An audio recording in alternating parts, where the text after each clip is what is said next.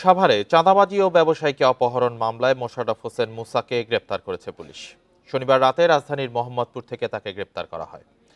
Police জানিয়েছে, গত 31শে December হেমায়েতপুরের Purbahati ভাঙা ব্রিজ এলাকায় ব্যবসায়ী রমজান খানকে চাঁদা আদায়ের উদ্দেশ্যে অপহরণ করে অভিযুক্ত মুসা।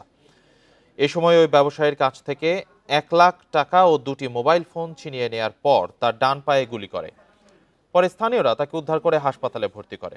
তবে এখনও তার অবৈধ অস্ত্রটি উদ্ধার করতে পারেনি পুলিশ।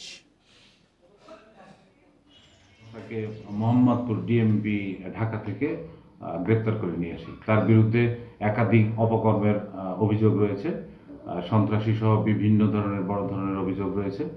শুধু তাই নয়, ছাত্র আন্দোলনে রাজীব সমরদের সাথে তার সম্পৃক্ততাও দেখা গিয়েছে।